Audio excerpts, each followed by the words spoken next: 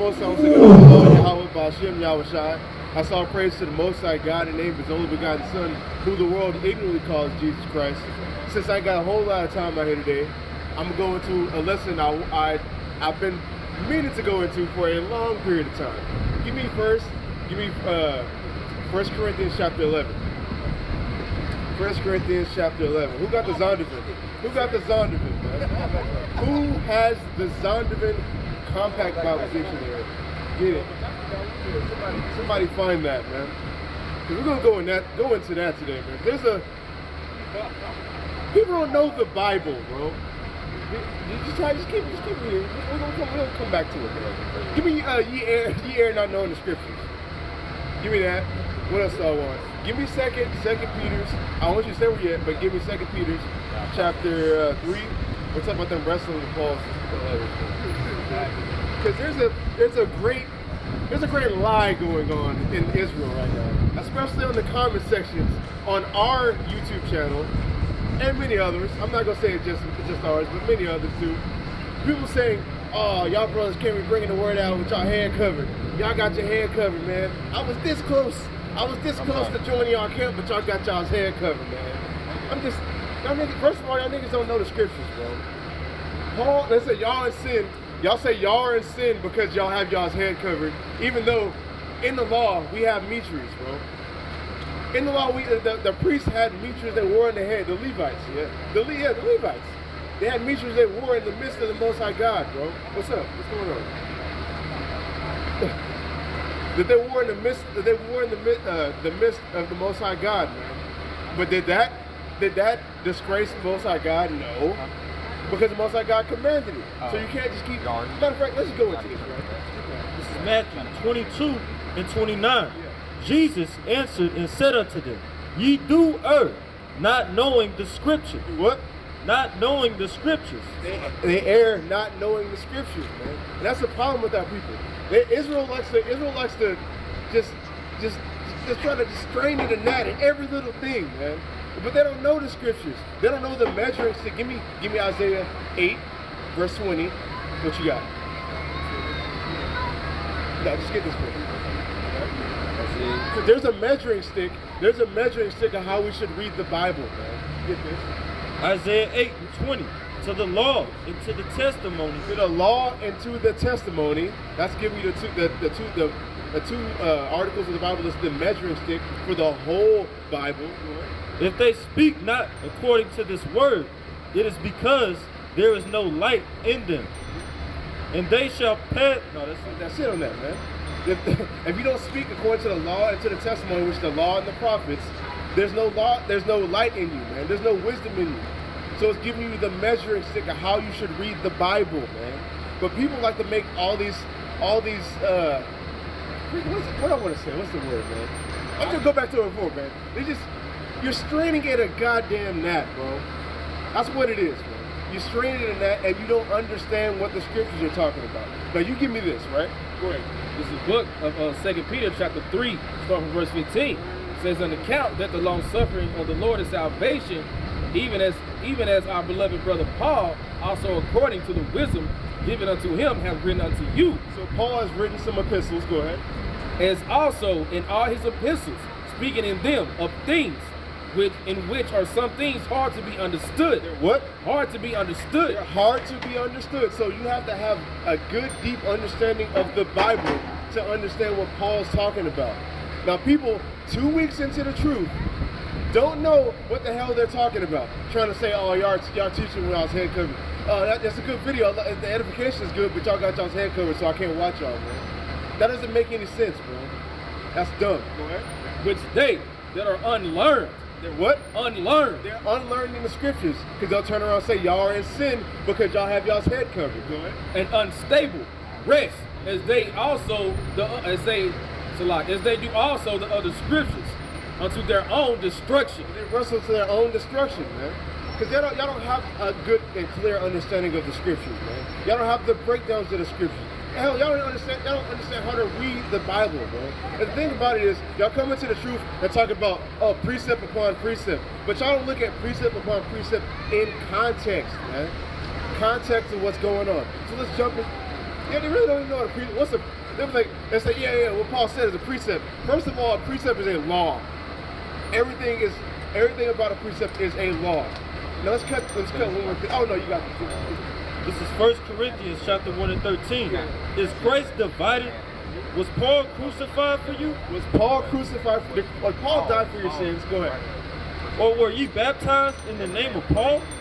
I thank God that I baptized none of you, but Crispus and Gaius, lest any should say that I have baptized in my own name. So this is Paul saying, I'm glad I didn't baptize all y'all because y'all are so unlearned. Y'all going to start thinking I'm the one who died for y'all. Y'all going to start making doctrines off of what I'm saying over what the scriptures are saying.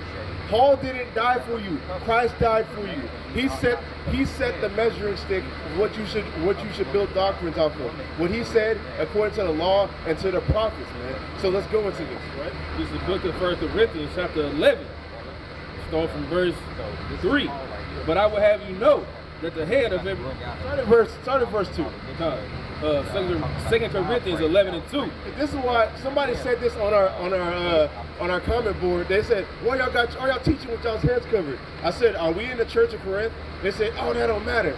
But wait a minute. In context, he's talking to the people in Corinth.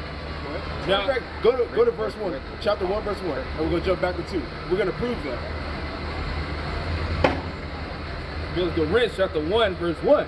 Paul, called to be an apostle of Jesus Christ through the will of God, and Sosthenes, our brother, unto the church of God, which is at Corinth. So he's writing this up to who? Corinth. Yeah.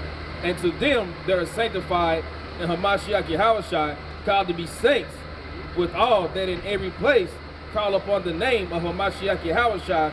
So he's writing this to the church in Corinth, man. That's who he's writing this to. Now jump back to what we said in verse 2. Watch this. God, 1 Corinthians 11 and 2. Now I praise you, brethren, that you remember me in all things, and keep the ordinances. Keep the what? Keep the ordinances. So this is what he's about to say after this is the ordinances for this church, man. This church. Watch. Go ahead. As I delivered them to you.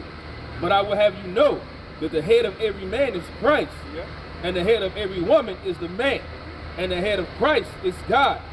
Every man praying or prophesying. They say what? Every man praying or prophesying, having his head covered, dishonoreth his head. So they'll be like, oh, y'all got something on y'all's head while the scriptures are being brought up. But wait a minute. Why, if this is such a big deal, why doesn't Paul teach this in any other epistle? Anybody got an answer for that?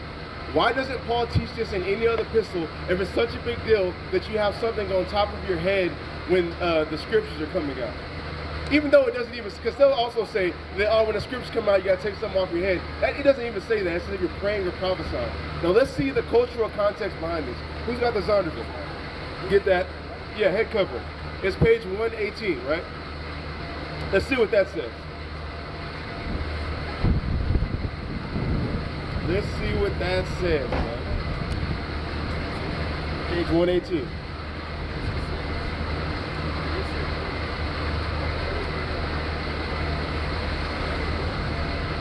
This Zondervan, page 118, covering the head, mentioned only in 1 Corinthians 11:15. Mentioned where?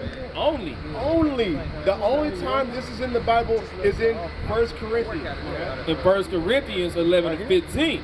At the time in Greece. The what? At that time. That time. So it's a cultural reference to that time period, man. Go ahead. In Greece, only immoral women were seen with their heads uncovered. Paul means that Christian women cannot afford to disregard social convocation. Do what? Cannot afford to disregard social convocation. It's the perfect time. Around this time it's cool. It's like 85. You know what I'm saying? Convention. It would hurt their testimony. What? Hurt their testimony. It would hurt their testimony. So if a woman or a man are going against what the cultural testimonies are at that time, or like if a woman comes outside without her head covered, she's looking like a whore. So if they did that, it would hurt the testimony of them about Yahushua, because why would they listen to a whore? If a prostitute came to you trying to tell you about the Bible, are you gonna listen to her honestly? No, you're not. So he's trying to tell them to listen to what the cultural conventions were, man. Because nobody's gonna listen to a hoe, and vice versa for the men. What you got? This is 1 Timothy chapter 5 and verse 14. I will therefore that the younger woman marry, bear children, guide the house, give none occasion to the adversary to speak reproachfully. Do what? To speak reproachfully. So them not taking heed to what the cultural conventions are, like the woman coming outside with their head uncovered will make her look like a whore.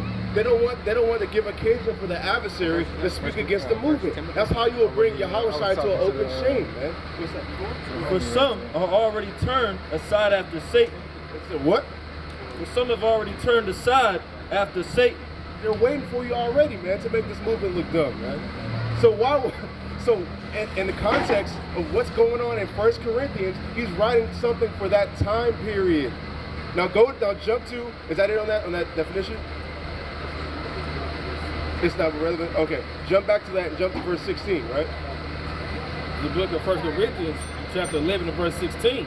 But if any man seem to be contentious. So if anybody wants to debate about this certain thing, we have no such custom. We have what? No such custom. So if you want to, if any man wants to try to check you on that, wait, that's not in the scriptures. Why can't I find this anywhere else? Read that again. But if any man seem to be contentious, we have no such custom. We have no such custom. This isn't customary for the Israelites. This is you respecting where you are in the world because you don't want to harm the movement, man. Now go look at that word again. Look at that word again. Go to verse 3 again. It says, but I would have you know that the head of every man is Christ. God. It says, every man praying, this verse 4, every man praying or prophesying, having his head covered, dishonoreth his head. But every woman that prayeth or prophesieth with her head uncovered, dishonoreth her head. For that is even all one as if she were shaven. So look at this, right? Let's go to the word, somebody get their blue letter out real fast. Let's look at the word dishonor, bro. Let's see what the word dishonor says right there. Whoever gets the blue letter, get it first, bro. Because dishonor is going into making a shame of, man. It's really going into, like how you said, to not give a reproach to the movement, man. That's what it's going into. And we're going to prove it. Y'all got a question? Okay, cool. Right? I'm going to get this and I'll deal with them. Whoever get there quickly. Who got it? Look at the word. Dishonor to him. Yeah, read that. So definition of this dishonor. It says to dishonor, disgrace, to put to shame, make ashamed, to be ashamed, blush with shame. One is said to be put to shame who suffers a repulse or whom some hope has deceived. So basically it's talking about to make a shame, to make something look shameful. So you're making the movement look shameful when you disregard the cultural convention. And at that time, a woman couldn't go outside without their head covered, and a man vice versa. So if you disregard that, you're going to make the movement look stupid. That's what the whole breakdown is on that, man. He's talking about something that's cultural for that time period, something that's colloquial for that time period, not for us to pull something out in 2019 and say, oh, y'all got y'all's head covered, y'all dishonoring God. Okay, then where's another precept to go with that? It said in a mouth of 2 or 3 witnesses shall a matter be confirmed, but that's only in one part of the Bible to one church. Foolishness, man. Read 16 again and we're done with it. God. This 1 Corinthians 11 and 16. But if any man seem to be contentious, we have no such custom. We have no such custom. This is not our custom. If somebody wants to debate about it, it's not our custom. Point blank, period. Y'all got a question? Still listening. What's up? There's more? Go ahead, please. It says, neither the churches of God. Neither what? Neither the churches of God. So neither the other churches. So that's literally, it's pointing to it just being that church, man. It's point blank, period. People don't want to actually read the Bible in context and get understanding. That's what it boils down to.